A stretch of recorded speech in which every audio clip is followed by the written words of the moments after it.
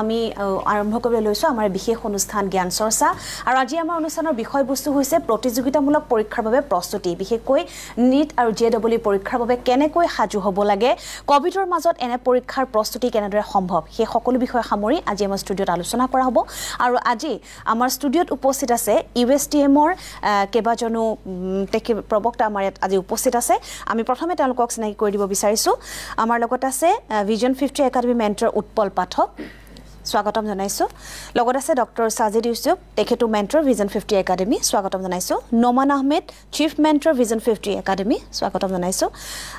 Vision 50 উপাধ্যক্ষ হৃদেশ চাৰটিয়া স্বাগতম জনাইছো আৰু লগত আছে vice president vision 50 academy Dinesh Lahoti স্বাগতম জনাইছো আৰু আটাইকেজনে হৈছে একোটা বিষয়ৰ তেওঁলোক হৈছে মই পৰৱৰ্তী সময় চিনাকি কৰি দিম কোনজন কোনটো বিষয়ৰ লগত জড়িত আৰু তেওঁলোকে আজি জনাব জেডব্লিউ আৰু নিট এই পৰীক্ষাৰ বাবে কেনে ধৰণে প্ৰস্তুতি চলাব লাগে কেনে ধৰণে এই কোভিড সৃষ্ট পৰিস্থিতিৰ মাজত এই পৰীক্ষাৰ প্ৰস্তুতি কেনে ধৰণে সম্ভৱ বিশেষকৈ যেহেতু অহা সেপ্টেম্বৰ আগষ্টত এই পৰীক্ষা আহি আছে গতিকে যি সকলে প্ৰস্তুতি চলাই আছে তেওঁলোকৰ বাবেও এই অনুষ্ঠান নিশ্চয় যথেষ্ট উপকৃত হ'ব গতিকে মই আৰম্ভ কৰিব বিচাৰিছো প্ৰথমতে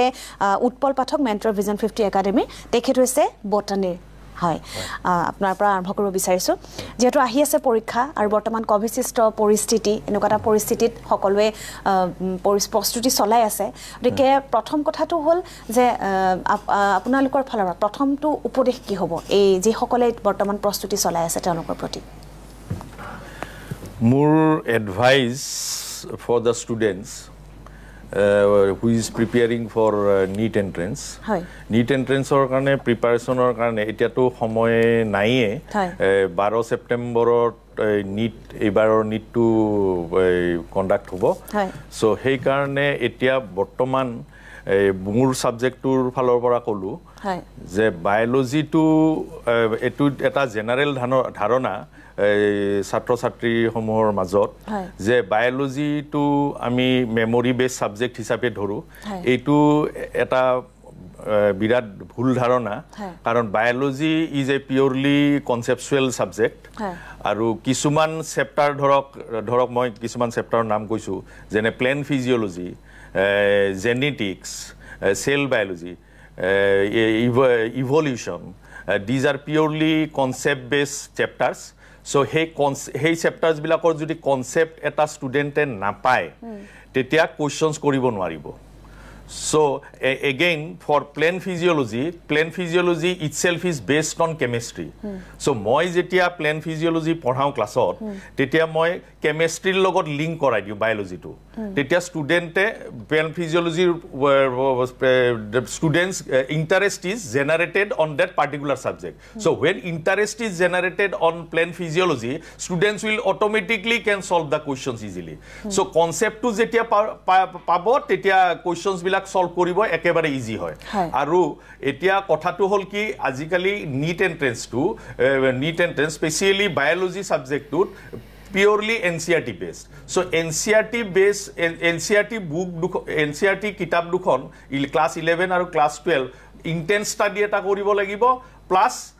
question solve koribo lagibo accordingly questions bilak solve korilehe bostu bilak monot thakibo so conceptor logot memory ahibo memory to kisuman subject kisuman chapters of memory olop dorkar hoy jeka terms bilak monot rakhibor karone memory khub proyojon hoy kintu first is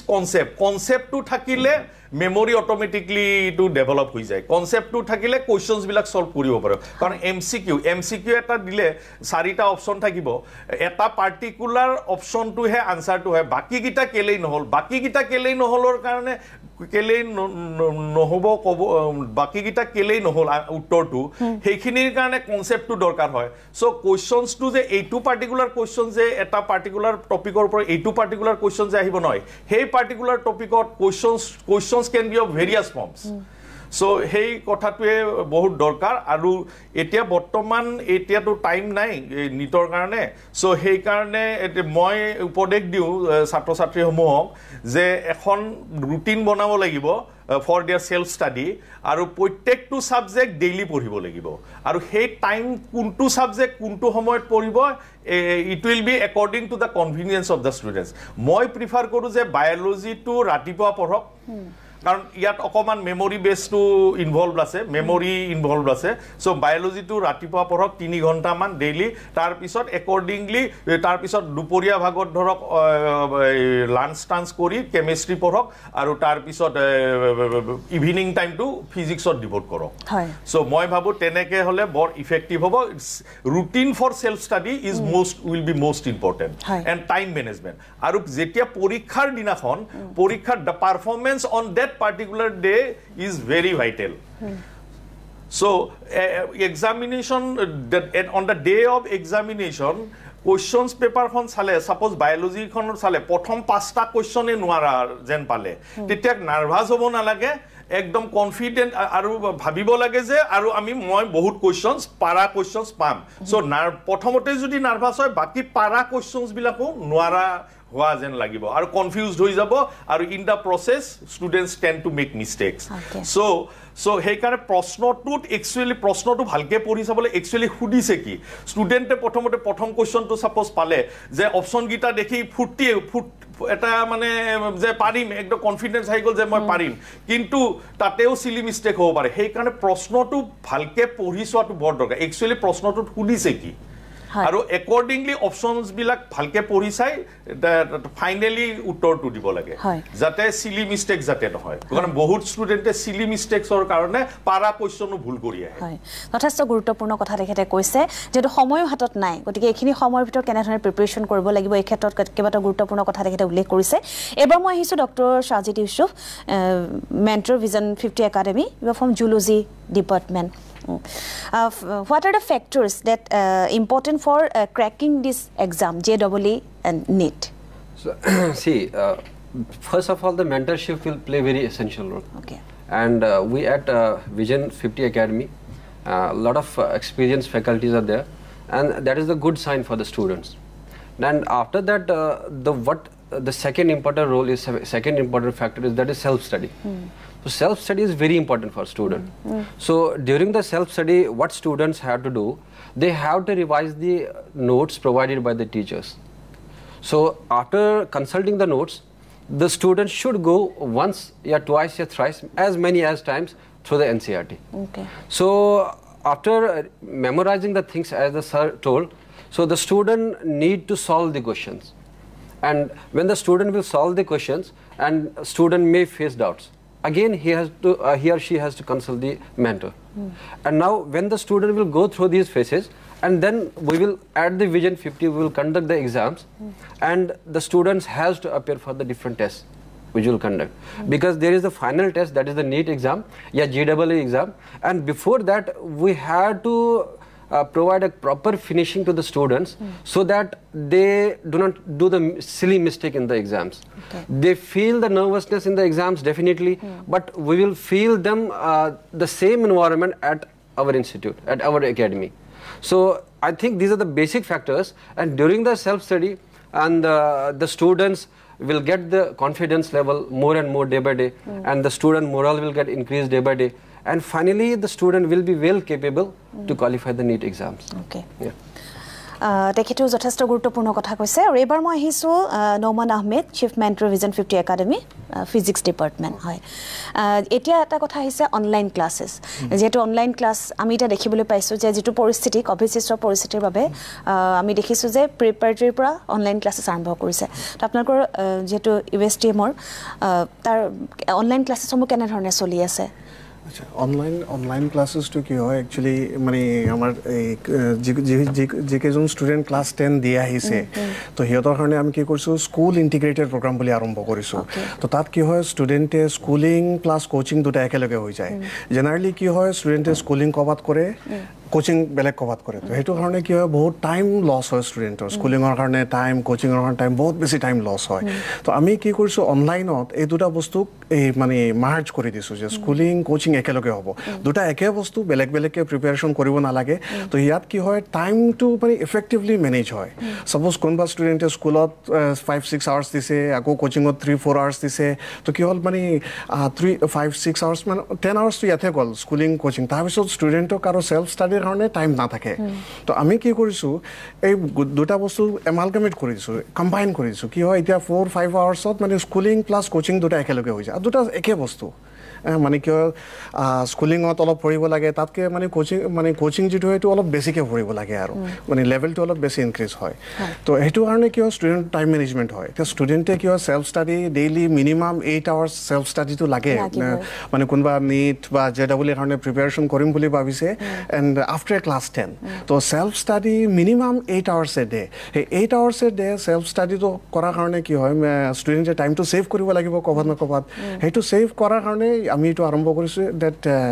school integrated programme স্কুলত মানে স্কুলিংটো হ'ব লগতে কোচিংটো হৈ যাব আচ্ছা কোনোবা ষ্টুডেণ্টে suppose class 12 দিছে তো ক্লাছ 12 দি মানে মেক্সিমাম ষ্টুডেণ্টে কি কৰে আপোনাৰ 1 ইয়াৰ ড্ৰপ দি তাৰপিছত প্ৰিপেয়াৰ কৰে 1 ইয়াৰ ড্ৰপ দিয়ে মেক্সিমাম ষ্টুডেণ্ট এইটো এটা ট্ৰেণ্ড হৈ গ'ল আচ্ছা ষ্টুডেণ্টে যিকেইটা ষ্টুডেণ্টে 1 ইয়াৰ ড্ৰপ দিব দিয়ে কোচিং কৰিব সিহঁতৰ কাৰণে minimum 10 to 12 hours self study লাগে তো সেইটো কাৰণে আমি কি কৰিছোঁ মানে এটা ধৰক আপোনাৰ ৰেচিডেঞ্চিয়েল প্ৰগ্ৰাম আৰম্ভ কৰি দিছোঁ তাত আমাৰ তাত থাকিব এতিয়া কি হয় ষ্টুডেণ্টে ছাপ'জ বাহিৰত ক'ৰবাত কোচিং কৰি আছে বেলেগ ক'ৰবাত থাকি আছে আৰু হোষ্টেল তো অহা যোৱাতে ধৰক আপোনাৰ মানে ডেইলি অন এন এভাৰেজ 2 আৱাৰ্ছটো লছ হয় গুৱাহাটীৰ যিটো ট্ৰাফিক এতিয়া যদি মানে এটা ষ্টুডেণ্টৰ ডেইলি 2 আৱাৰ্ছ লছ হয় তো ইয়াৰলি এপ্ৰক্সিমেটলি ধৰক 600 আৱাৰ্ছটো লছ হৈ আছে এই 600 আৱাৰ্ছটো যদি এটা ষ্টুডেণ্টে ইউটিলাইজ কৰে জুডিচিয়াছলি ইউটিলাইজ কৰে তো ষ্টুডেণ্টটো মানে কি হ'ব এটা এডভান্টেজিয়াছ পজিশ্যনত আহি যাব কাৰণ 600 ষ্টুডেণ্ট মানে চ' কল্ড পুৱাৰ ষ্টুডেণ্টে যদি 600 আৱাৰ্ছটো ইউটিলাইজ কৰে ষ্টুডেণ্টটো অট'মেটিকেলি গুড ষ্টুডেণ্ট হৈ যাব তো এই ৰেচিডেঞ্চিয়েল ফেচিলিটিত এইটো এটা এডভান্টেজ হয় যে ষ্টুডেণ্টে এই 600 আৱাৰ্ছটো আপোনাৰ ছেভ কৰিব প্লাছ 24 আৱাৰ্ছ মেণ্টাৰ ছাপোৰ্টটো পাই থাকিব যিটো বাহিৰত নহয়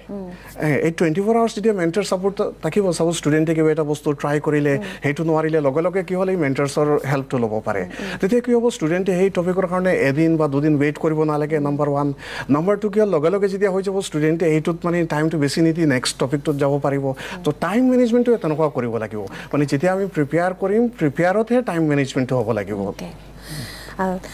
মই আকৌ আহিম আপোনাৰ ওচৰলৈ এবাৰ আহিছোঁ vice president vision 50 academy Dinesh Lahoti sorry আপুনি উপাধ্যক্ষ হিতেশ চাৰতীয়া কেমেষ্ট্ৰি ডিপাৰ্টমেণ্ট হয় আমি পাতি আছোঁ যিহেতু preparation we are discussing about the preparation exam preparation JEE and NET तो what are the difference between board preparation and entrance preparation okay देखिए अभी तक जितने भी हमारे एक्सपर्ट्स ने बोला बहुत ही अच्छी बात बोली पेंडेमिक के टाइम पे मैं उसमें कुछ ऐड करना भी चाहूँगा और उसके बाद आपके सवाल का जवाब दूंगा तो हमारे जितने भी पैनलिस्ट हैं उन्होंने एक बहुत ही कॉमन सी बात बोली है कि किसी भी मतलब कॉम्पिटिटिव एग्जाम में अगर आपको सिलेक्ट होना है then few things are required मैं एक एक करके सम अप कर देता हूँ बेसिक जैसे उत्पल सर ने बोला कि भाई सेल्फ स्टडी या एक प्रॉपर टेम्परामेंट एग्जाम के अंदर होना चाहिए बिल्कुल सही बात है ठीक है साजिद सर ने बोला कि सेल्फ स्टडी कैसे करना है और कैसे उसका मेन मतलब एक स्टूडेंट अपने normal day to day life में सेल्फ स्टडी को कैसे इंपॉर्टेंस दे हमारे नुमान सर ने बोला कि भाई टाइम मैनेजमेंट कैसे किया जाए of course these things are there but हम अगर उसमें और भी पॉइंट्स देखें तो सबसे इंपॉर्टेंट पॉइंट होता है कि आप किस तरीके से आपको एक सपोर्ट सिस्टम मिल रहा है ठीक है अगर मैं बोलूं कि आपके पास एक पर्टिकुलर प्रॉब्लम स्टेटमेंट है आपको एक एग्जाम में सिलेक्ट होना है बट अगर आपको ये नहीं पता कि उसकी तैयारी हमें कैसे करनी है आपको ये नहीं पता कि उसमें हमें कहाँ पे डिफिकल्टीज आएंगी और उन डिफिकल्टीज को हम कैसे दूर कर पाएंगे जैसे आज के टाइम में पेंडेमिक के टाइम में सारे स्टूडेंट के पास एक बहुत ही बढ़िया चीज़ है टाइम आप सोचिए अगर पेंडेमिक नहीं होता तो एक नॉर्मल स्टूडेंट की जो 11th 12th में है उसकी लाइफ में कभी भी सेल्फ स्टडी का बात हो ही नहीं सकता था क्योंकि वो सुबह मॉर्निंग से स्कूल करता इवनिंग में कोचिंग करता उसके पास स्कूल का अलग काम होता कोचिंग का अलग काम होता ऑफ कोर्स समय की बहुत कमी थी बट पेंडेमिक के टाइम पे अगर मैं बोलूं तो ऑफ कोर्स स्टूडेंट के पास आज इतना समय है अगर थोड़ा बहुत पेरेंट सपोर्ट और मेंटरिंग सपोर्ट उसे मिल जाए तो ऑफ कोर्स मैक्सिमम पोटेंशियल तक स्टूडेंट पहुंच सकता है ठीक है ये मेरा व्यू है ऑफ कोर्स कैसे मतलब पेरेंट्स का रोल होगा और कैसे क्या कहते हैं मेंटरिंग सपोर्ट उन्हें मिलेगा वो हम उन टॉपिक पे आएंगे ठीक है हमारे जो एक्सपर्ट्स हैं वो बिल्कुल पेरेंटल सपोर्ट के ऊपर मैक्सिमम इफिशिएंसी देने के हिसाब से सिस्टम बनाए हैं तो ऑफ कोर्स उसके बारे में डिस्कशन होगा बट अभी आपने जो सवाल पूछा मैं उस पे आता हूँ। तो आपने जो सवाल पूछा कि what is the difference between board preparation and exam preparation, तो आप समझिए बोर्ड जो एग्जाम है that is an absolute exam. आप ऐसे ऐसे समझ सकते हैं कि बोर्ड में पहले से आपको पता होता है कि 100 नंबर का पेपर आना है, out of 100 you need 35 marks और 33 मार्क्स और आप सिलेक्ट हो जाएंगे, मतलब आप पास हो जाएंगे। दैट मीन्स आपके पास ये मतलब नंबर ऑफ सीट फिक्स नहीं है, लिमिटेड नहीं है। दैट मीन्स आप अगर ऐसा भी हो सकता है कई बार बोर्ड का रिजल्ट क्या आता है 100% आता है, नहीं आता है। आप जानते हो कि 5 लाख लोग बैठे और सबके नंबर 33% से ऊपर आ गए, सब पास हो गए। आप समझिए, तो इसकी जो स्ट्रेटजी है वो बिल्कुल मैं बोल सकता हूं कि एक सिंगल वर्ड में वो क्या है, हार्ड वर्क। आप हार्ड वर्क करिए और जितनी ज्यादा आप मेहनत करेंगे, क्योंकि लिमिटेड सिलेबस है, एनसीईआरटी बुक्स है, मैक्सिमम जो बोर्ड्स हैं वो सब एनसीईआरटी बेस्ड हो गए आजकल, ठीक है। तो ऑफ कोर्स आपको केवल बुक्स बार बार पढ़ना है, जितना ज्यादा आप टाइम लगाएंगे आपके मार्क्स बढ़ते जाएंगे, आप स्कूल के टॉपर बन जाएंगे। लेकिन सोचिए कॉम्पिटिटिव एग्जाम की अगर मैं बात करूं तो कॉम्पिटिटिव एग्जाम की फिलॉसफी ये नहीं है कि जितने लोग आए अगर सबके 33 नंबर आ जाए सब पास। अब सोचिए अगर मैं डॉक्टर या इंजीनियर बनना चाहता हूं, क्योंकि आज का टॉपिक वही है तो मैं उस पर बात करूंगा, तो आप सोचिए नीट में 15 लाख लोग बैठते हैं, 15 लाख लोग फॉर्म भरता है नीट का, सीट्स कितना है, अच्छी सीट्स अराउंड 50,000 होगा एट मैक्स, प्राइवेट सीट भी मिला दो तो, ठीक है। तो आप बताइए 15 लाख लोगों को बैठता है और उनमें से 50 लोगों को मेरे को सिलेक्ट करना है, मतलब 50,000 लोगों को। अब बताइए मैं केवल हार्डवर्क करके या केवल सेम स्ट्रेटजी लगा के कैसे निकल पाऊंगा। मैं अब मान सकता हूं कि 15 लाख लोगों में से 5 लाख लोग जो है वो मान लेते हैं नहीं पढ़ना चाहते या वो पीयर प्रेशर में पढ़ रहे हैं। जैसे कई लोग होते हैं ना कि मेरा दोस्त पढ़ रहा है इसलिए मैं भी पढ़ लेता हूँ, मेरे पापा का ड्रीम है तो मैं भी कर लेता हूँ, मतलब वो सीरियस नहीं है अपनी स्टडी को लेके। तो फिर भी कितना लोग बचा, 10 लाख लोग। 10 लाख लोग सभी हार्डवर्क कर रहे हैं, सभी मेहनत कर रहे हैं, सबको उतना ही आता है 1920, बट क्या 10 लाख लोगों का सिलेक्शन होगा मैडम? नहीं होगा। So this is the real thing कि आपको सोचना पड़ेगा कि कॉम्पिटिटिव एग्जाम की तैयारी आप उन्हीं सेम प्रिंसिपल पे नहीं कर सकते जो प्रिंसिपल पे आप बोर्ड की तैयारी करते हैं। दोनों एग्जाम अलग अलग है। एक है एब्सोल्यूट एग्जाम जिसमें आपको मतलब लिमिटेड सीट्स नहीं है, लेकिन दूसरा है लिमिटेड एग्जाम जिसमें लिमिटेड सीट्स है, रिलेटिव एग्जाम है। उसमें आपको केवल अच्छा नहीं करना है, आपको बाकी सबसे अच्छा करना है। एक सिनेरियो ये भी हो सकता है कि आप कॉम्पिटिटिव एग्जाम में 90% नंबर लाएं फिर भी आपका सिलेक्शन नहीं हो, और एक सिनेरियो ये भी हो सकता है कि आप 30% पे टॉपर बन जाएं। मान लो तो उस दिन किसी का भी दिमाग नहीं चले, केवल आपका ही दिमाग चले, तो आप टॉपर ही बन सकते हैं। सो ऑफ कोर्स आपको जब कॉम्पिटिटिव एग्जाम की बात करनी है तो आपको अपनी प्रिपरेशन को एकदम स्ट्रेटेजिकली प्लान करना पड़ेगा। जब तक आपको ये नहीं पता कि डेली के डेली आप अपने गोल के कितने करीब पहुंचे, जब तक आपको ये नहीं पता कि भाई क्योंकि मुझे केवल अच्छा नहीं बनना है, मुझे बाकी सबसे अच्छा बनना है, ठीक है। तो बाकी लोग अगर वही सेम काम कर रहे हैं और मैं भी वही सेम काम करूंगा तो मुझे भीड़ में से कैसे चूज कर लिया जाएगा? आप समझिए एज अ प्रोफेशनल अगर मैं नीट और जेईई की बात करूं तो आगे चल के आप डॉक्टर इंजीनियर बनेंगे, आपके हाथों में लोगों की लाइफ है। प्रोफेशनल का मतलब क्या होता है मैडम? प्रोफेशन का मतलब होता है कि आपके हाथों में लोगों की लाइफ है, आप आगे चल के डॉक्टर बन जाएंगे और बिना क्या कहते हैं मतलब केवल हार्डवर्क करके आप डॉक्टर बन जाएंगे तो ऑफ कोर्स लोगों की लाइफ जो है वो बिल्कुल खतरे में होगी। सो ऑफ कोर्स आपको क्या करना पड़ेगा, आपको अपनी स्ट्रेटजी बनानी पड़ेगी, आपको स्मार्ट बनना पड़ेगा, ठीक है। सो एक टर्म है जो हम लोग बार बार बोलते हैं कि आप अपनी प्रिपरेशन को स्मार्ट मोड में लेके जाइए। हार्डवर्क करिए, no doubt that is required, but आप अपने एफर्ट्स को वहीं पे लगाइए जहां से आपको मैक्सिमम रिजल्ट मिले, मैक्सिमम एफर्ट मिले। You getting the point? So this is the thing that is required in current scenario. आज मैं बच्चों को यही बोलना चाहूंगा जितने लोग इस प्रोग्राम को देख रहे हैं कि पैंडेमिक के टाइम पे आपके पास सेल्फ इवोल्यूशन का, आपके पास मेंटरिंग का, आपके पेरेंटल सपोर्ट का मैक्सिमम टाइम है। आप बिल्कुल टाइम को मतलब डिवोट करिए। देखिए आपके पास इतना समय, आप केवल 2 या 3 क्लास करते हैं ऑनलाइन, तो आपकी स्ट्रेटजी एक आइडियल स्टूडेंट की क्या होनी चाहिए? ये होनी चाहिए अगर आप कोई भी कॉम्पिटिटिव एग्जाम की तैयारी कर रहे हैं, सबसे पहले जो भी क्लास के लिए आप जा रहे हो उस क्लास का एक बेसिक आइडिया आप खुद से पढ़ लीजिए। सबके पास मटेरियल अवेलेबल है, दैट मीन्स प्री क्लास आप तैयारी करके आइए, मतलब प्री क्लास आप प्लान करिए। जैसे हमें पता है नेक्स्ट क्लास में ये टॉपिक होने वाले हैं, हम केवल एक रीडिंग लगा लें, psychologically you will feel more connected क्योंकि आपका टीचर आपके सामने नहीं बैठा है आज के टाइम में आपका टीचर जो है वो बहुत दूर से कहीं से आपको पढ़ा रहा है, आप तो ऑनलाइन पढ़ रहे हैं। Are you getting the point? So of course इस पर्टिकुलर मतलब जगह पे आपको 3 स्टेप में अपनी स्टडी को डेवलप करना चाहिए। पहला स्टेप प्री प्लानिंग, आप क्लास की प्लानिंग करें। दूसरा स्टेप आप उस क्लास के नोट्स बढ़िया बनाएं, क्योंकि वही नोट्स हैं जो कि आगे चल के जब टाइम बहुत कम बचेगा एग्जाम का वो आपके काम आएंगे। और तीसरा जो है लास्ट पॉइंट, बस 10 सेकेंड्स। सो तीसरा जो पॉइंट है वो है कि आप उन नोट्स को सेल्फ स्टडी में कन्वर्ट करिए और अगली क्लास की तैयारी करिए। So this is my point. Thank you. हाँ, আমি পাতিম এই বিষয়ে কথা আৰু যিসকল আচলতে নীট আৰু JEE বাবে প্ৰস্তুতি চলাই আছে, যিসকল শিক্ষাৰ্থীয়ে তেওঁলোকৰ বাবে এই অনুষ্ঠান নিশ্চয় যথেষ্ট তেওঁলোকৰ বাবে উপকৃত হ'ব। গতিকে আপোনালোকে চাই থাকক নিউজ লাইভ। এটা সৰু বিৰতিৰ সময় হৈছে, বিৰতিৰ পিছত উভতি আহিছোঁ আমাৰ অনুষ্ঠান জ্ঞান চৰ্চাৰ মাজলৈ।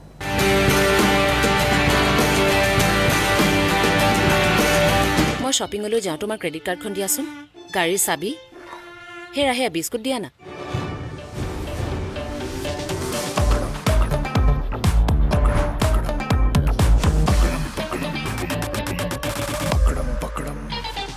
বিস্ফাম দ্য টপ বিস্কুটছ যাক ভগাই খাবলৈ মন নাযায়।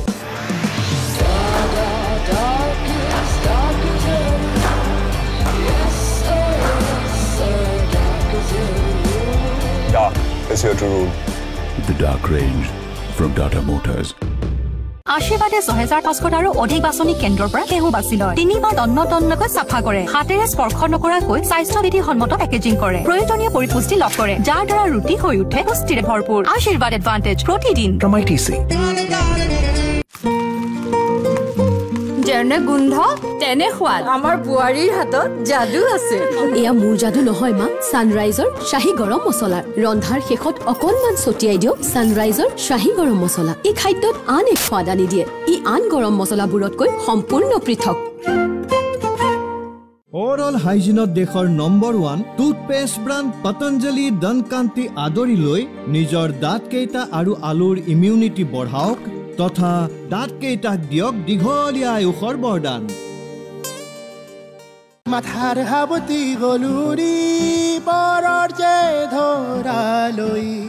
আপোন খুবাক যে বিচাৰি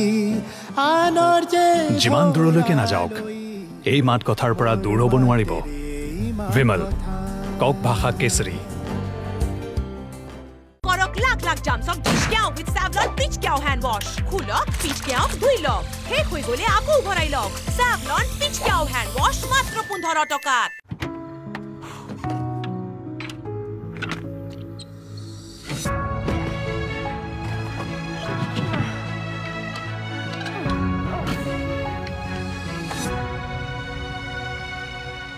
দেউতাক দেখিছিলো। তুমি কেতিয়া ইমান ডাঙৰ হৈ গলা? হৰলিক্স, গাখীৰ, ঘেঁহু, ভিটামিনছ। এতিয়া কোনো ধৰণৰ দুৰ্যোগে আমাৰ ফচলসমূহৰ অনিষ্ট কৰিলেও আমি দামৰ উচিত ক্ষতিপূৰণ পাওঁ, কিয়নো আমি লৈ আহিছো প্ৰধানমন্ত্ৰীৰ ফচল বীমা আঁচনি। ৰোপণ কৰাৰ পৰা ফচল কটালৈকে প্ৰতিটো আঘাতৰ ঔষধ, নিম্নতম প্ৰিমিয়ামত অধিক ক্ষতিপূৰণৰ প্ৰতিশ্ৰুতি। আঁচনিত প্ৰতি বছৰে 5 কোটিৰো অধিক কৃষকক সামৰি লৈছে। এতিয়া আপোনাৰ পাল। নিকটৱৰ্তী কৃষি কাৰ্যালয়, চৰকাৰী সমিতি, বেংক শাখা, অধিকৃত বীমা কোম্পানী বা জনসেৱা কেন্দ্ৰত সহজতে কৰিব পাৰিব পঞ্জীকৰণ। ফচল বীমা পোৰ্টেল অথবা ফচল বীমাৰ এপৰ দ্বাৰাও পঞ্জীকৰণ কৰাব পাৰে। প্ৰধানমন্ত্ৰী ফচল বীমা যোজনা আপোনাৰ ফচলৰ সম্পূৰ্ণ সুৰক্ষা কৱচ। কৃষি আৰু কৃষক কল্যাণ মন্ত্ৰালয়, ভাৰত চৰকাৰ। মাটিৰ সুগন্ধ।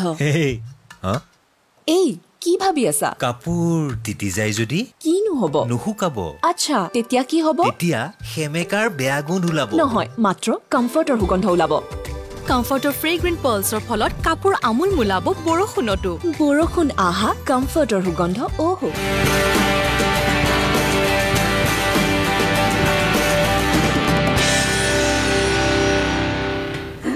বিৰতিৰ পিছত পুনৰ উভতি আহিছোঁ। আপুনি চাই আছে নিউজ লাইভৰ বিশেষ অনুষ্ঠান জ্ঞান চৰ্চা, আৰু এইবাৰ মই আহিছোঁ Dinesh Lahoti, vice president vision 50 একাডেমীৰ মেথছ ডিপাৰ্টমেণ্টৰ তেখেত। হয়, আপোনাক স্বাগতম জনাইছোঁ অনুষ্ঠানলৈ। আমি আলোচনা কৰি আছোঁ নীট আৰু JEE পৰীক্ষাৰ প্ৰস্তুতিৰ বিষয়ে আৰু যেহেতু সময় হাতত একেবাৰে নাই সেপ্টেম্বৰত আহি আছে পৰীক্ষা কে এই পৰীক্ষাৰ বাবে যেহেতু সময় হাতত একেবাৰে কম আৰু ইতিমধ্যে আমি আলোচনা কৰি গৈছো তেখেতসকলে কৈছে যে যেহেতু এবাৰ শিক্ষাৰ্থীসকলে অনলাইন ক্লাছৰ জৰিয়তেহে তেওঁলোকে এই বিষয়ে শিক্ষকসকলক যেহেতু তেওঁলোকে পোনপটীয়াভাৱে লগ পোৱা নাই গতিকে অনলাইন ক্লাছেছ তেওঁলোকৰ চলি আছে সময় হাতত কম গতিকে পৰীক্ষাৰ প্ৰস্তুতিৰ বিষয়ে আপোনাৰ পৰা জানিব বিচাৰিছো হাতত সময় কম এই কম সময়ৰ ভিতৰত নিজকে প্ৰস্তুতি কৰিবলৈ কি কৰিব লাগিব ओके वेरी नाइस क्वेश्चन देखिए अभी क्योंकि बिल्कुल सही बात है अभी काफ़ी स्टूडेंट्स होंगे जो इस साल ही जेईई और नीट का एग्ज़ाम देंगे इस साल मतलब सितंबर में जो एग्ज़ाम शेड्यूल्ड है तो इतने कम टाइम में हम क्या पढ़ सकते हैं देखिए इतने कम टाइम में मैं आपको कुछ 2-3 सजेशन मेरी तरफ से दे सकता हूँ एंड जो हमारा जो पैनल है जो एक्सपर्ट मेंटर्स है मैं उनसे भी रिक्वेस्ट करूँगा कि आप भी उस पर ऐड करिए मुझे जो लगता है कि देखिए एक जो चीज़ है कि हमारे जो मैक्सिमम स्टूडेंट्स हैं वो अभी तक जो है उन्होंने बोर्ड एग्जाम्स दिया है जैसे कि हृदय सर बोल रहे थे कि board exams and entrance exam में जो डिफरेंस है बोर्ड एग्जाम में बच्चों को डिस्क्रिप्टिव आंसर लिखने का हैबिट है मतलब आपको एक कोई भी प्रश्न पूछते हैं आप उसको इलैबोरेट करके लिखते हैं बट आप जब एक एंट्रेंस एग्जाम देते हैं तो आपको कोई सोल्यूशन का प्रोसेस नहीं देखते वो देखते हैं कि आपने करेक्ट किया है और आपने कितने सही टाइम पे उसको करेक्ट किया है वो आपको ज़्यादा हेल्प करेगा उस एग्ज़ाम को क्रैक करने के लिए तो क्योंकि हमारे बच्चों को क्योंकि अभी वो बोर्ड एग्जाम्स देने वाले थे या बोर्ड एग्जाम्स के लिए प्रिपेयर कर रहे होंगे वो 12 क्लास 12 के स्टूडेंट्स होंगे मैक्सिमम मेरा एक सजेशन ये है कि आप काइंडली जितना ज़्यादा हो सके आप मॉक टेस्ट दीजिए देखिए मैं हमेशा ये एग्जांपल देता हूँ कि अगर एक स्विमिंग कंपटीशन में पार्टिसिपेट करना है तो आप जिम जाएंगे तो जिम जाना ज़रूरी है बिकॉज जिम आपको स्टेमिना बिल्ड करेगा बट अगर आपको स्विमिंग कंपटीशन में जाना है तो आपको पानी में भी तैरना पड़ेगा आपको स्विमिंग भी करना पड़ेगा तो आप जब कोई चीज़ को पढ़ते हो आप जो भी प्रिपेयर कर रहे हो अपने एग्जाम के लिए वो आप पढ़ते रहिए वो एक इंपॉर्टेंट एलिमेंट है बट उसके साथ साथ आप एग्जाम का एनवायरमेंट भी समझिए नीट का एग्जाम में आप पहली बार देखेंगे कि बोर्ड एग्जाम होता है हमेशा अलग अलग सब्जेक्ट का अलग अलग दिन और आपका नीट का एग्जाम या जेईई का एग्जाम एक ही दिन में आपके 3 सब्जेक्ट्स 3 घंटे में आपको साथ में देना पड़ेगा जेईई एडवांस में तो खैर 2 लेवल हो जाते हैं कि 9 से 12 एक पेपर है 2 से 5 एक पेपर है जिंदगी में हमने कभी भी 6 घंटे का एग्जाम्स दिया ही नहीं है तो ये जो एक साइकोलॉजिकली आपको जो प्रिपेयर करना है उस एग्जाम के लिए वो बहुत ज़रूरी है और इसके लिए विजन 50 भी कुछ एक इनिशिएटिव लेके आ रहे हैं आपको जो भी स्टूडेंट्स हैं जो जेईई और नीट के लिए प्रिपेयर कर रहे हैं और इस साल जो देना चाहते हैं आप हमारा वेबसाइट नोट कर सकते हैं www.vision50.org वहाँ पे एक हेल्पलाइन नंबर है कुछ हेल्पलाइन नंबर्स है आप हमें कांटेक्ट करिए और आप जैसे भी लेवल पे है आप जिस भी लेवल पे है आपको हम इतने कम समय में आप क्या कर सकते हैं आप क्या पढ़ना है क्या नहीं पढ़ना है कैसे पढ़ना है और आपको जो एक मेंटरिंग की जरूरत है कि आपको कोई एक हमें से कोई आपको एक गाइड करके बता देंगे कि आप इस तरीके से पढ़ाई करिए हम ये गारंटी तो नहीं ले सकते क्योंकि इतना कम टाइम है आपका selection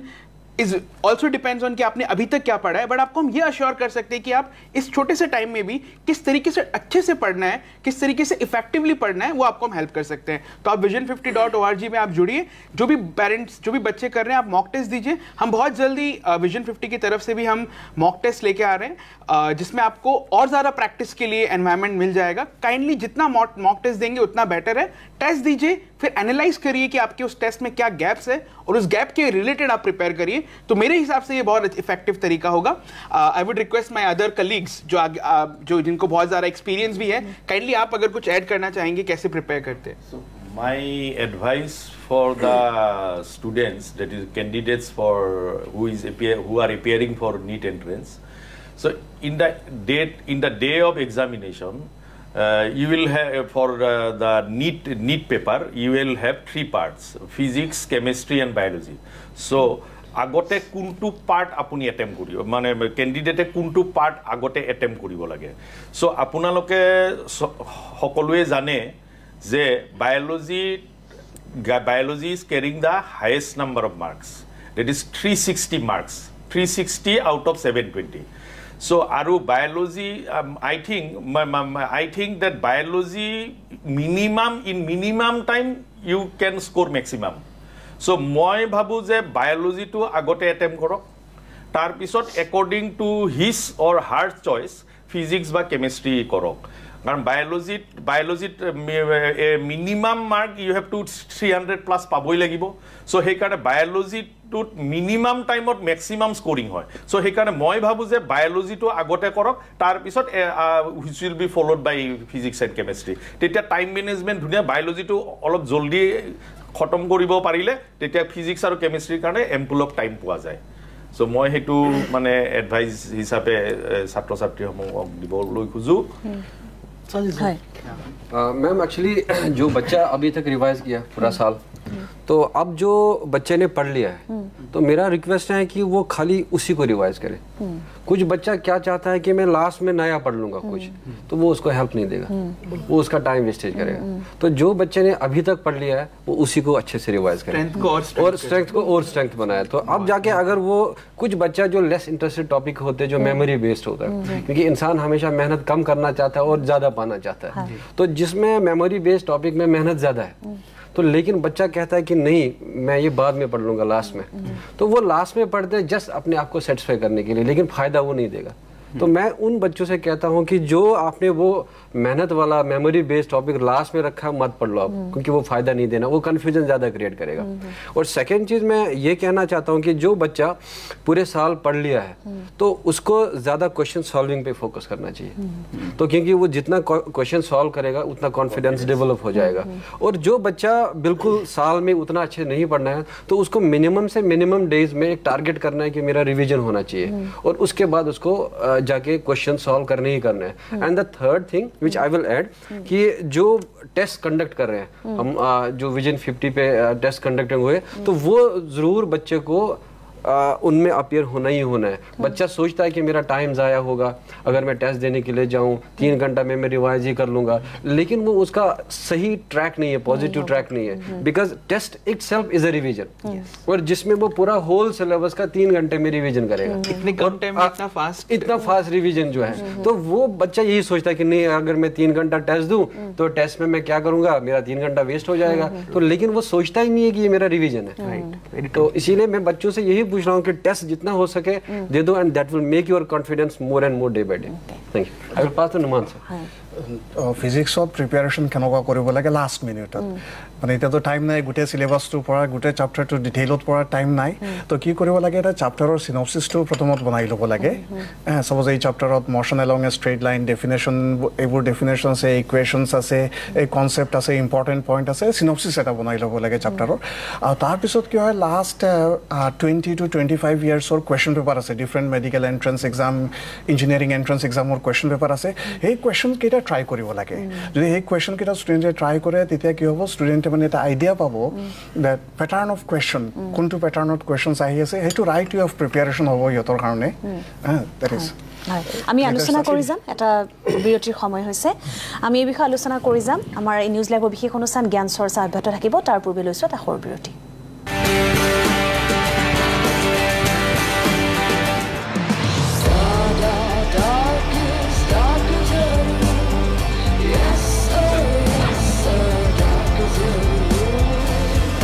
Dark is here to rule. The Dark Range from Tata Motors. কি হল? বাছত লৰাই দিগদাৰ কৰিছিলে। বহা, এয়া চোৱা তোমাৰ চুলি, ইয়াক টানা দিগদাৰ কৰা, ইয়াৰ কিবা হয়নে? কাৰণ এইখিনি হ'ল ষ্ট্ৰং। তুমিও ষ্ট্ৰং নহয়নে? মাকেহে কৰি তোলে জীয়েকক গুৰিৰ পৰা ষ্ট্ৰং। ক্লিনিক প্লাছৰ মিল্ক প্ৰটিন আৰু মাল্টিভিটামিন ফৰ্মুলাই চুলি কৰি তোলে মজবুত। ক্লিনিক প্লাছ, তুমি ষ্ট্ৰং হয়। নিমৰ শক্তিৰে ভৰা নিমাইল, যি আপোনাৰ ঘৰখন ৰাখে 99.9% সুৰক্ষিতকৈ কোভিড-19 কৰোনা ভাইৰাছৰ পৰাও। এতিয়া কোনো ধৰণৰ দুৰ্যোগে আমাৰ ফচলসমূহৰ অনিষ্ট কৰিলেও আমি দামৰ উচিত ক্ষতিপূৰণ পাওঁ, কিয়নো আমি লৈ আহিছো প্ৰধানমন্ত্ৰীৰ ফচল বীমা আঁচনি। ৰোপণ কৰাৰ পৰা ফচল কটালৈকে প্ৰতিটো আঘাতৰ ঔষধ, নিম্নতম প্ৰিমিয়ামত অধিক ক্ষতিপূৰণৰ প্ৰতিশ্ৰুতি। আঁচনিত প্ৰতি বছৰে 5 কোটিৰো অধিক কৃষকক সামৰি লৈছে। এতিয়া আপোনাৰ পাল। নিকটৱৰ্তী কৃষি কাৰ্যালয়, চৰকাৰী সমিতি, বেংক শাখা, অধিকৃত বীমা কোম্পানী বা জনসেৱা কেন্দ্ৰত সহজতে কৰিব পাৰিব পঞ্জীকৰণ। ফচল বীমা পোৰ্টেল অথবা ফচল বীমাৰ এপৰ দ্বাৰাও পঞ্জীকৰণ কৰাব পাৰে। প্ৰধানমন্ত্ৰী ফচল বীমা যোজনা, আপোনাৰ ফচলৰ সম্পূৰ্ণ সুৰক্ষা কৱচ। কৃষি আৰু কৃষক কল্যাণ মন্ত্ৰালয়, ভাৰত চৰকাৰ।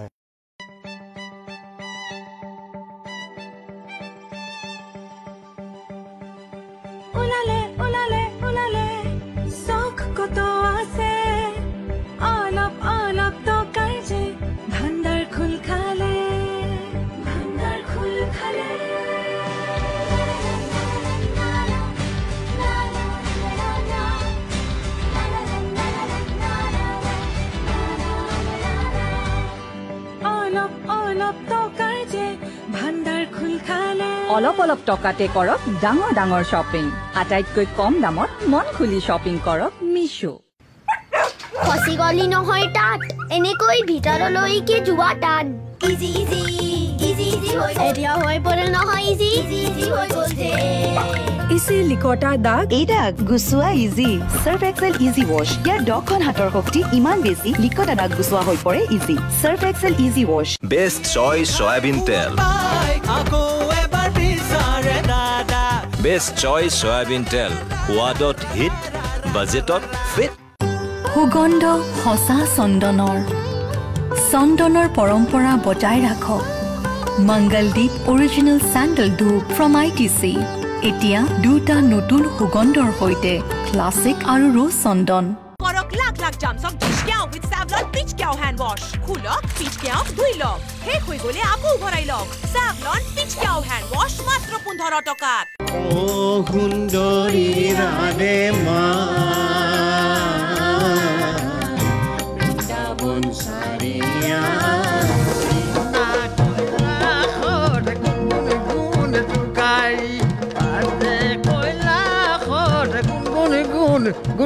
গুণ টুকাৰি নাহৰ ফুলে নুহুৱাই তগৰ ফুলে শুৱাব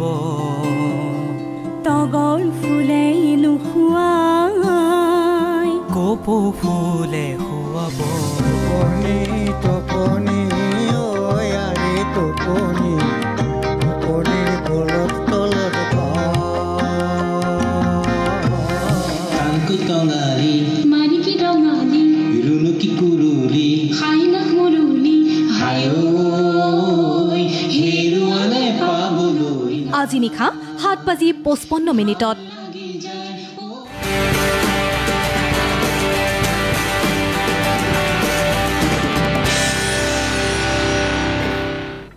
বিৰতিৰ পিছত পুনৰ উভতি আহিছোঁ আপোনালোকে চাই আছে নিউজ লেবৰ বিশেষ অনুষ্ঠান জ্ঞান চৰ্চা আৰু আজি আমি আলোচনা কৰি আছোঁ প্ৰতিযোগিতামূলক পৰীক্ষাৰ বাবে প্ৰস্তুতি বিশেষকৈ নিট আৰু JEE পৰীক্ষাৰ প্ৰস্তুতি সন্দৰ্ভত আমি আলোচনা কৰি আছোঁ আৰু US টিমৰ কেইবাজনো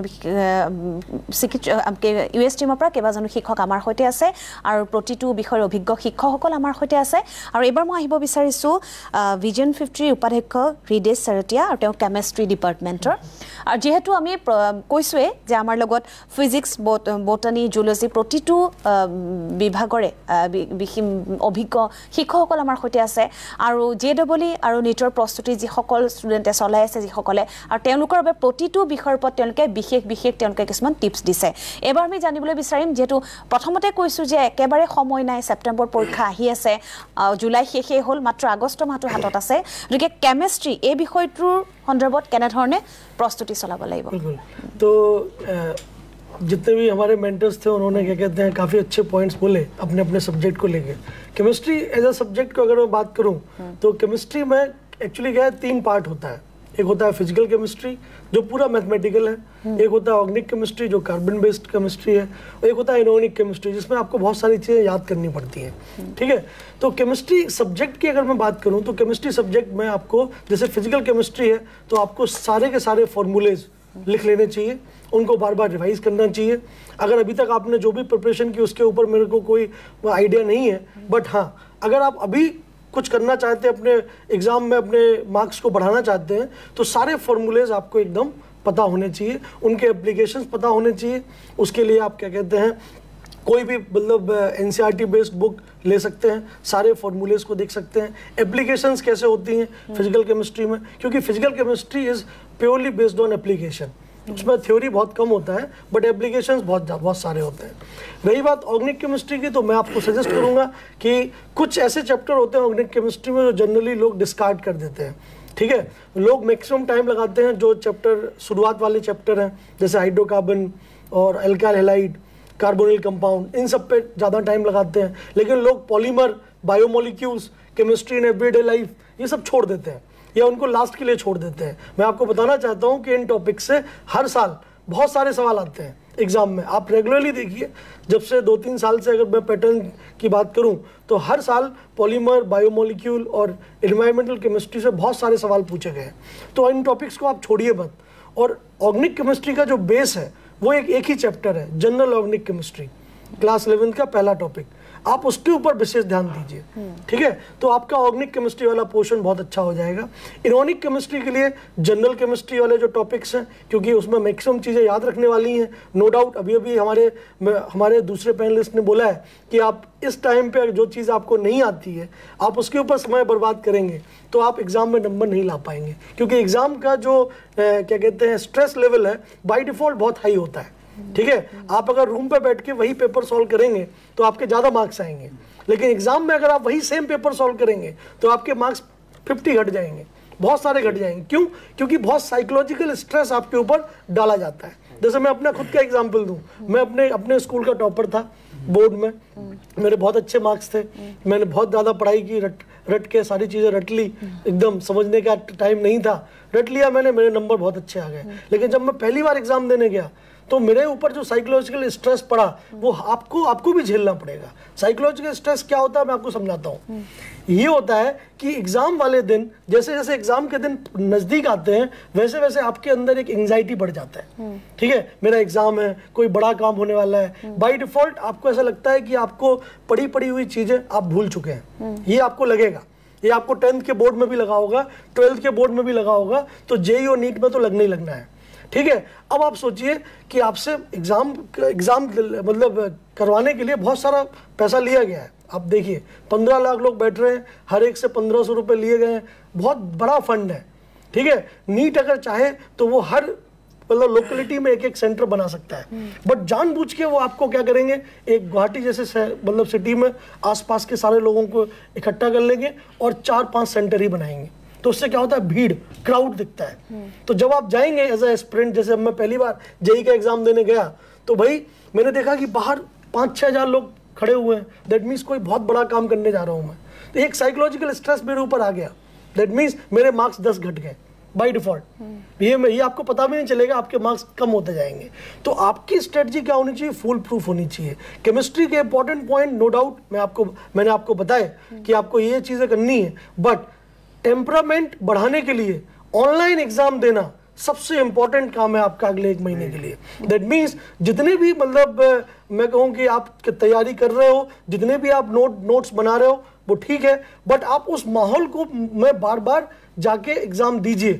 ताकि जिस दिन एग्जाम हो तो उस स्ट्रेस का आपके ऊपर मिनिमम इफेक्ट पड़े,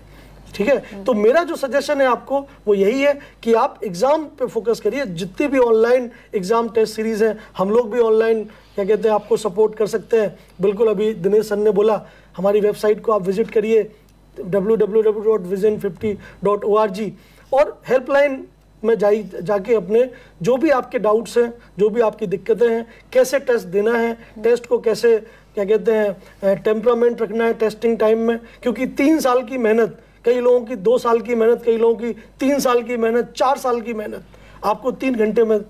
मतलब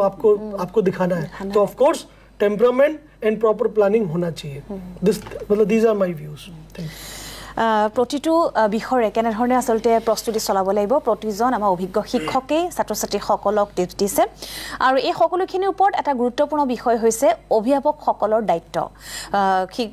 পিতৃ মাতৃৰ কি দায়িত্ব এই ক্ষেত্ৰত বা তেওঁলোকৰ ভূমিকা কি, তেওঁলোকে কি ধৰণে আচলতে এই যেতিয়া তেওঁলোকৰ ল'ৰা বা ছোৱালীয়ে তেওঁলোকৰ সন্তানে যেতিয়া এনেধৰণৰ প্ৰতিযোগিতামূলক পৰীক্ষাৰ বাবে প্ৰস্তুতি চলায়, গতিকে অভিভাৱকৰ পিতৃ মাতৃৰ দায়িত্ব কেনেধৰণৰ, কি ধৰণে তেওঁলোকক আচলতে চাপমুক্ত কৰি, বিশেষকৈ যিটো কোৱা হয় যে যথেষ্ট চাপত থাকে, চাপমুক্ত কৰি কেনেধৰণে তেওঁলোকক আচলতে পৰীক্ষাৰ প্ৰস্তুতি চলোৱাত সহায় কৰিব লাগে, এই বিষয়ে আমি জানিম। আমাৰ লগত আছে ডক্টৰ সাজিদ ইউসুফ, তেওঁ ভিজন 50 একাডেমি, তেওঁ zoology department. Role of parents. Ma'am, parents का रोल थोड़ा बताने से पहले मैं पेरेंट को बता दूंगा कि ये एग्ज़ाम है क्या और बच्चों को किस तरीके से आप लोगों को गाइड करना है। सबसे पहले मेरे हिसाब से मैंने एक 3 पॉइंट स्ट्रेटेजी बताया है कि कोई भी एग्ज़ाम क्रैक करने के लिए। पहला पॉइंट ये है कि हमें अंडरस्टैंड करना है चीज़ों को। जैसे मैं बायो टीचर हूँ, हमारे दिनेश सर मैथ्स टीचर हैं, तो अगर मैं एक मैथ्स का एक पेज ले लूँ और वो चाहूँ मैं खुद से पढ़ना, तो मैं 2 दिन में भी वो समझ नहीं पाऊंगा। अगर मैं दिनेश सर के पास जाऊँ, ये मुझे 5 मिनट में वो एक पेज समझा देंगे। सो नाउ वो पहला स्टेप जो अंडरस्टैंड है वो हम लोग मेंटर का काम है, बच्चों को 100% समझा देना। आफ्टर दैट जो सेकंड स्टेप जो है वो बच्चों को रिवीजन जाना है, रिवीजन मस्ट है। तो रिवीजन से बच्चों का जो है कॉन्फिडेंस बिल्ड होगा, और रिवीजन करने से थर्ड स्टेप होगा वो है मेमोराइज। एंड मेरे हिसाब से every exam conducted by anywhere in the world is test of your memory. तो अब उस मेमोरी को अब हम कहते हैं कि क्या वो खाली मेमोरी है? नहीं, उसमें पहले पार्ट में अंडरस्टैंड रखा। तो अंडरस्टैंड से क्या होगा कि बच्चा एप्लीकेशन वाला पार्ट भी जो है वो इजीली कर पाएगा। तो जैसे फिजिक्स में एप्लीकेशन 90% है या 95%, 5% मेमोरी है। केमिस्ट्री में 80% जो है एप्लीकेशन है, 20% ही मेमोरी है। तो बायो में 70% मेमोरी है और 30% एप्लीकेशन है। तो अब जब हम पहले अंडरस्टैंड करेंगे चीज़ों को, रिवाइज करा और आराम से हमने मेमोराइज करा, now test is any exam is test of your memory. अब मैं पेरेंट्स से क्या कहता हूँ कि हम लोगों का जो पहला वाला स्टेप है अंडरस्टैंड, वो हम लोगों का काम है, उस पर आप हमें रख लीजिए। और जो सेकंड वाला काम है रिवीजन, तो वहाँ पेरेंट्स का रोल आता है। तो पेरेंट्स का रोल जब आएगा वहाँ पे, तो घर पे देखना है कि बच्चे ने ऑनलाइन क्लास किया, क्या वो उसके बाद बच्चे को इमीडिएटली नहीं डांटना है कि भाई आप पढ़ने पे जाओ। तो बच्चे को कहना कि 5 मिनट 10 मिनट आधा घंटा रेस्ट कर लो एंड आफ्टर दैट आप लोग पढ़ना स्टार्ट कर लो। तो माँ बाप को ब्लाइंडली फेथ नहीं करना बच्चे पे, फेथ तो रखना है, मैं ब्लाइंड फेथ नहीं कह रहा कि माँ बाप को देखना है बच्चे को अगर पढ़ रहा है रूम में तो बच्चे को कहना लॉक नहीं करना डोर का। तो माँ बाप को आना है दिन में क्या ये पढ़ रहा है, 5 बार ये अगर जाए 10 बार जाए क्या पढ़ रहा है। और माँ बाप को कहना है कि नहीं बच्चे को अभी पढ़ना है, फोन दे दो, फोन आपको नहीं चाहिए। और फोन में social websites Facebook, Instagram, Telegram, WhatsApp हटाना है, कुछ नहीं अनइंस्टॉल करना। सो तब जाके अब ये पेरेंट्स जब बच्चे पे कहेगा कि नहीं स्ट्रिक्ट रहेगा कि नहीं मुझे आप पे फेथ है लेकिन मुझे आप पे ब्लाइंड फेथ नहीं है। तो ब्लाइंड फेथ की अब सेकेंड चीज, बच्चा एग्जाम दे रहा है और माँ बाप को कहा मैंने एग्जाम दिया, और लेकिन पेरेंट्स का हक बनता है कि टीचर को फोन करें कि मेरा बच्चा कहाँ पे है। बच्चा गलत मार्क्स भी बता सकता है कि मेरे सपोज 700 इतने में से 600 आया ही नहीं है। तो माँ बाप को खुद जाना है इंस्टीट्यूट में या पता करना है कि क्या बच्चे के इतने मार्क्स आए, और अगर टीचर से पूछना है कि भाई इसका वीकनेस कहाँ है, तो वो जाके जब एक पेरेंट पूरा लगेगा बच्चे को तो नहीं मेरे पेरेंट मेरे वॉच कर रहे हैं। और नेक्स्ट चीज क्या जो है हम लोगों का, मेरे साथ भी हुआ, हर किसी के साथ हुआ, तो माँ बाप एक्सपेक्टेशन रखते हैं बच्चों से, और वो एक्सपेक्टेशन से बच्चा डर जाता है। और वो एक्सपेक्टेशन से जब वो डरता है तो उसके हमेशा अगर मैं ये ना करूं तो मेरा ताया ताई ये ताना देगा, मेरा ये पेरेंट ताना देगा, तो वो एक्सपेक्टेशन से डरना नहीं है। माँ बाप को कहना है कि भाई वर्क हार्ड, तो देखा जाएगा बाद में क्या होगा, आप टेंशन मत लो रिजल्ट का, आप बस मेहनत कर लो। अगर अभी सर ने कहा, नुमान सर ने 8 घंटा मिनिमम पढ़ना है, आप 8 घंटा दे दो मिनिमम पे। तो अब जाके जब ये नेक्स्ट चीज पेरेंट्स जो है घर पे बच्चे का सबसे ज्यादा ध्यान हेल्थ का रखना है, because when health will be there we can do everything. अगर हेल्थ नहीं होगा तो अगर सपोज हॉस्टल में बच्चा है तो बच्चा हॉस्टल में है, वहाँ हॉस्टल के पता करना है खाना अच्छा मिल रहा है, क्वालिटी वाला मिल रहा है, which oil is use there, which butter is use there. So अगर सपोज वो सारा चीज माँ बाप जाके देख लेगा तो बच्चे का हेल्थ भी रहेगा, सब ठीक रहेगा। तो लेकिन अब जब एक बच्चा, माँ बाप को रखना है याद कि जैसे मैं कहूँगा कि मैं सक्सेसफुल हूँ, या मैं कहूँगा खुद को मैं अनसक्सेसफुल हूँ, या नुमान सर को मैं मान लूँगा सक्सेसफुल है। আমি পেৰেণ্টছৰ বিশেষকৈ পিতৃ মাতৃৰ ভূমিকা এই সন্দৰ্ভত বাকী সকলোৰ পৰা আমি জানিম। যথেষ্ট গুৰুত্বপূৰ্ণ কথা তেখেতে কৈছে। নিশ্চিতভাৱে এই অনুষ্ঠানে কেৱল ছাত্ৰ ছাত্ৰীসকলকে নহয় তেওঁলোকৰ পিতৃ মাতৃকো যথেষ্ট উপকৃত কৰিব। এই বিষয়ে আলোচনা অব্যাহত ৰাখিম, তাৰ পূৰ্বে এটা সৰু বিৰতি লৈ লৈছোঁ।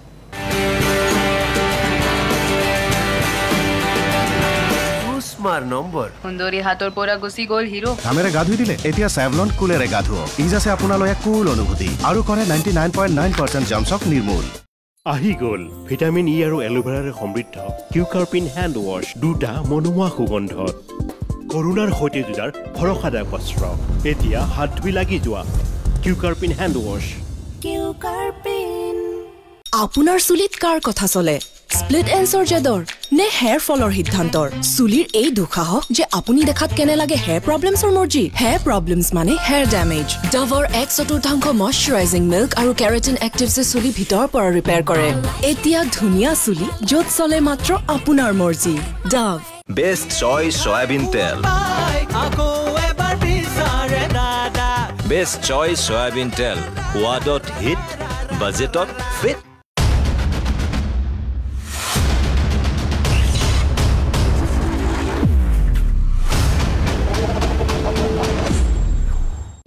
গতিকে বোপাই কলেজটো শেষেই হ'ল এতিয়া আগলৈ কি প্ল্যান আছে হোৱাট প্ল্যানছ আগলৈ কি প্ল্যান আছে এই পুৰণি এংগেলৰ পৰা হাত সাৰিবলৈ বেড এংগেল এতিয়া আগলৈ কি প্ল্যান আছে আঙ্কল আধাৰংগিন এলগৰিদমৰ প্যাৰাডক্সিক্যাল ফটোনছক E = MC² লগাই ইন্টাৰষ্টেলাৰ মিত্ৰমণ্ডলৰ কনফাৰেন্সৰ এলিয়েন্স অফ ফিলিংছৰ সৈতে ম্যাচ কৰাৰ প্ল্যান আছে যেতিয়া মানুহে বিৰক্ত কৰে ডিফাৰেন্ট এংগেলত তেতিয়া আনক চিন্তাৰ নতুন এংগেল বিংগো ম্যাড এংগেলছ এতিয়া দুটা নতুন এক্সাইটিং ফ্লেভাৰ্ছ চীজ নাচো আৰু পিজ্জা ফ্ৰম ITC এতিয়া কি কৰিবা नई टाटा इंट्रा लाइफ कैसी चल रही है कंट्रोल में है कभी लेफ्ट घुमाता हूँ तो कभी राइट तू अभी भी ट्रांसपोर्ट के धंधे में लगा हुआ है कोई ऑफिस कैबिन है ना कैबिन ये एसी वाला तू अभी भी रेंट पे खुद का घर है छोटी सी फैमिली है hello yes sir I will be there okay boss का फोन था भागना पड़ेगा आकाश तू एकदम नहीं बदला लेकिन तेरी जिंदगी बदल गई यार टाटा इंट्रा बदले सोच बदले जिंदगी বাইদেউ কি হ'ল ভাবিছিলো ড্ৰয়িং ৰুমৰ লুক হলাও আৰু পিঠিয়ে সৰি বস কৈ দিলে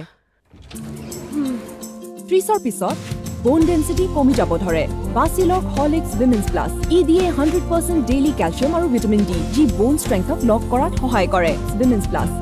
মাথাৰ হাবতি গলুৰি পৰৰ যে ধৰালৈ আপন খুবাক যে বিচাৰি আনৰ যে যিমান দূৰলৈকে নাযাওক এই মাত কথাৰ পৰা দূৰ হ'ব নোৱাৰিব বিমল কক ভাষা কেশৰী মা তুমি আৰু এমাজন তই ওয়াৰ্ক ফ্ৰম হোম আৰম্ভ কৰি দিলি আৰু ময়ো কৰি দিলো অনলাইন শপিংৰ নতুন আৰম্ভণি ইমান কম দামত ইমানবোৰ অপশনছ এতিয়াৰ পৰা এমাজন মোৰ নিজৰ দোকান বিশুদ্ধ নিম অইল আৰু এলোভেৰাৰ গুণযুক্ত ভিভেল নিম সাবুন এতিয়া ছালৰ সুৰক্ষা আৰু কোমলতাৰ ক্ষেত্ৰত কোনো এৰা ধৰা নাই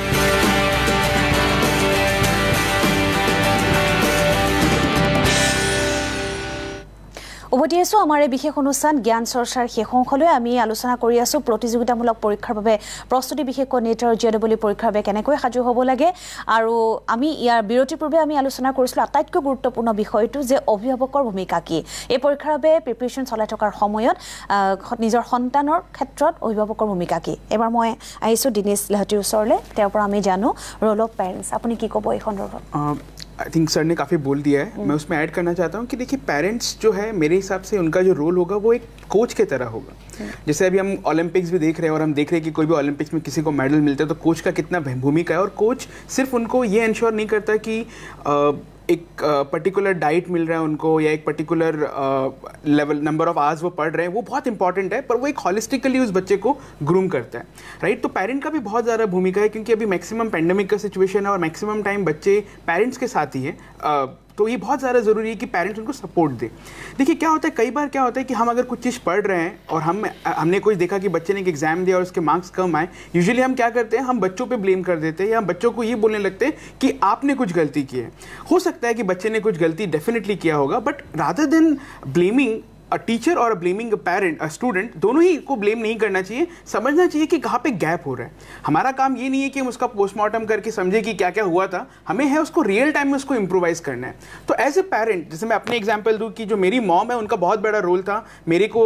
JEE में मेरा सिलेक्शन के लिए क्योंकि वो मुझे हमेशा बोलती थी कि मुझे ज़रूरत ही नहीं है वो उनका कोई मेरे ऊपर होप नहीं था मतलब होप मेरा बर्डन नहीं था मेरे लिए वो मुझसे एक्सपेक्ट करते थे बट कभी भी उन्होंने ये हमेशा ये इंश्योर किया कि वो जो मुझसे जो भी एक्सपेक्ट करे कि मैं सिलेक्ट करूं एग्जाम को वो मेरे लिए बर्डन ना बने वो मेरे लिए एक स्ट्रेंथ बने पेरेंट्स का सपोर्ट बहुत ज़्यादा इंपॉर्टेंट होता है JEE हो या नीट हो या इन जनरल लाइफ में और हमें उनको एक सपोर्ट सिस्टम की तरह देना है आपको ये सब्जेक्ट समझ में नहीं आया कहाँ प्रॉब्लम है हम ज़रा सिर्फ हम अगर ये समझने की कोशिश करें क्योंकि पेरेंट्स को ज़रूरी नहीं है कि वो उसी सब्जेक्ट के होंगे मेरी मॉम ह्यूमैनिटीज़ बैकग्राउंड से थी बट फिर भी उनका जो कंट्रीब्यूशन था कि वो फिर भी मुझसे पूछती थी तुम्हें केमिस्ट्री में क्या समझ में नहीं आ रहा है फिजिक्स में क्या समझ में नहीं आ रहा है वो एक पार्टनर बन के उन्होंने मेरा हेल्प किया और ये मैंने काफ़ी पेरेंट्स के साथ देखा है जो मेरे एक्सपीरियंस में कि जहाँ जहाँ बच्चों को पेरेंट्स एक कोच के तरह एक गाइड की तरह हेल्प किया है वो हमेशा हेल्प किया है वो हमेशा बच्चों को ज़्यादा प्रॉस्पर करने में हेल्प किया और हम भी विजन 50 अकेडमी के थ्रू यही कर रहे हैं हम आपके एक एक्सटेंडेड पेरेंट्स ही है राइट हम यहाँ पे ये नहीं कर रहे कि आप हमारे लिए हर बच्चा एक हमारा बच्चा ही है वो राइट तो हम क्या करते हैं हम उनको एक कंप्लीट हॉलिस्टिक एक एनवायरनमेंट देते हैं इसीलिए जो हमने रुमान सर ने जैसे कहा कि हमारा रेसिडेंशियल प्रोग्राम पे हम ज़्यादा फोकस कर रहे हैं क्योंकि ये बहुत ज़्यादा ज़रूरी है कि बच्चे क्या खाते हैं, ये भी बहुत ज़्यादा ज़रूरी है। बच्चे कैसे सोते हैं, ये भी बहुत ज़्यादा ज़रूरी है। बच्चे सेल्फ स्टडी कैसे करते हैं, वो भी बहुत ज़रूरी है। और नाना प्रकार के उनको प्रॉब्लम आते हैं, तो हम उनके लिए पेरेंट की तरह ही काम कर रहे हैं जो हमारा रेसिडेंशियल प्रोग्राम है। आई थिंक सर आप कुछ अगर ऐड करना चाहते हैं तो प्लीज़ ऐड। वैसे मतलब जो पेरेंट के रोल के बारे में आपने बोला वो एकदम सही है कि एक रियल टाइम असेसमेंट जैसे हम लोग कर रहे हैं एज अ मेंटर, पेरेंट को भी असेसमेंट करना चाहिए, पोस्टमार्टम नहीं करना चाहिए। दैट मीन्स आपको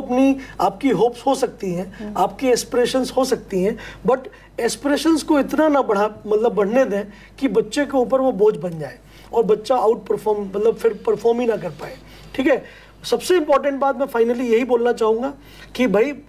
आपका सिलेक्शन आपके हाथ में है। नो डाउट पेरेंट का रोल है, नो डाउट हमारा रोल है, लेकिन जब तक आप नहीं चाहेंगे कि आपका सिलेक्शन होगा तब तक भाई आपका सिलेक्शन नहीं हो सकता। That means that is like a do और डाई सिचुएशन। जब तक ये आपके मन से नहीं आएगा ना, आप अभी क्या बोल रहे हो कि मेरा दोस्त तैयारी कर रहा है इसलिए मैं तैयारी कर रहा हूँ। आपको अगर ये लगता है कि नहीं मैं अच्छी जगह पे जहाँ पे अच्छे फैकल्टी है वहाँ चला जाऊँगा तो मेरा सिलेक्शन हो जाएगा, आपको लगता है नहीं मैं 4 नई किताबें पढ़ लूँगा तो मेरा सिलेक्शन हो जाएगा, ये सब किसी काम नहीं आएंगे। आपका सिलेक्शन तभी होगा जब आपके अंदर ये ख्याल आए कि भैया यही मेरी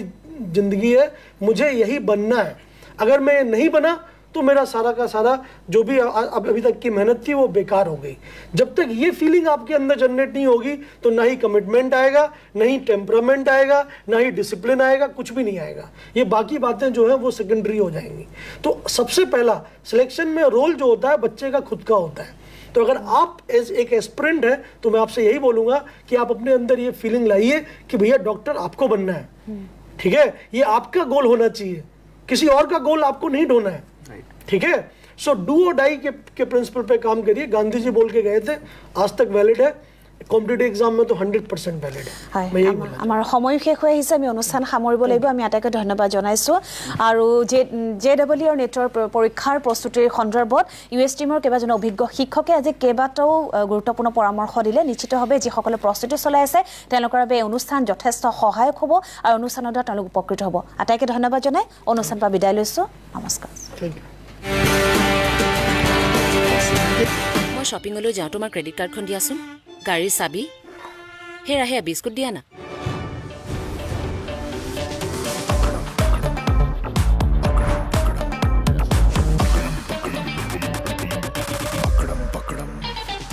বিস্ফাম দ্য টপ বিস্কুটছ যাক ভগাই খাবলৈ মন নাযায়। মাথাৰ হাবতি গলুৰি পৰৰ যে ধৰালৈ আপোন খুবাক যে বিচাৰি আনৰ যে যিমান দূৰলৈকে নাযাওক এই মাত কথাৰ পৰা দূৰ হ'ব নোৱাৰিব। বিমল কক ভাষা কেশৰী। আশীৰ্বাদে 6500 আৰু অধিক বাছনি কেন্দ্ৰৰ পৰা কেহু বাছি লয়। 3 বাৰ তন্নতন্নকৈ চাফা কৰে, হাতেৰে স্পৰ্শ নকৰাকৈ স্বাস্থ্যবিধি সন্মত পেকেজিং কৰে, প্ৰয়োজনীয় পৰিপুষ্টি লাভ কৰে, যাৰ দ্বাৰা ৰুটি হৈ উঠে পুষ্টিৰে ভৰপূৰ। আশীৰ্বাদ এডভান্টেজ প্ৰতিদিন।